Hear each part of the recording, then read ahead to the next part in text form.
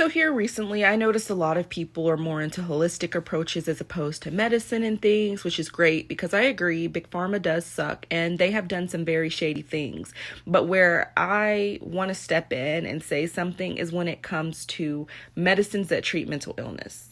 For me, I take Lexapro and I take Boostpar. It's for anxiety, depression, and I have PMDD. So those things are very helpful to me. I get very bad anxiety, and it gets to the point where I am not able to do anything because it's anxiety, anxious. Everything is running through my mind. Is this going to happen if I leave the house? And it's like, it's very disruptive. It's very dysfunctional. So I take medicine to deal with that. I was talking to a friend yesterday, for example, who her brother really lacked confidence to do a lot of things. And as an adult, that can be very detrimental to your life. And it was undiagnosed ADHD. It's been diagnosed. He's got medicine to help with that. And so he's doing so much better.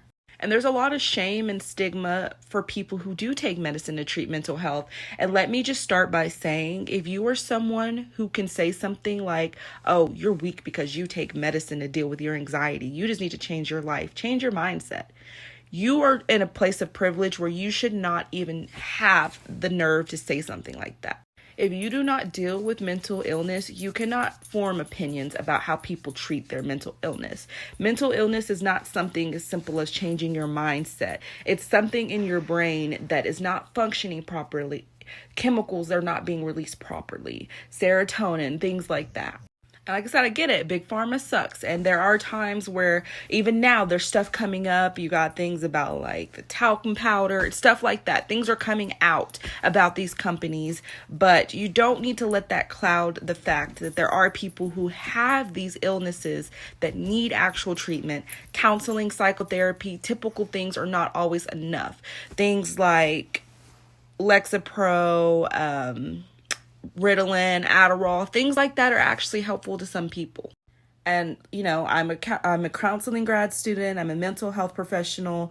I've got a psychology degree. So I understand that sometimes things are misdiagnosed and sometimes ADHD medicine is just thrown off on kids. I get that. That's a different subject for a different time. I'm talking about adults who are using medicine just so they can get through. For me, I had a hard time. I didn't cook. I didn't clean. I didn't do anything but what I had to.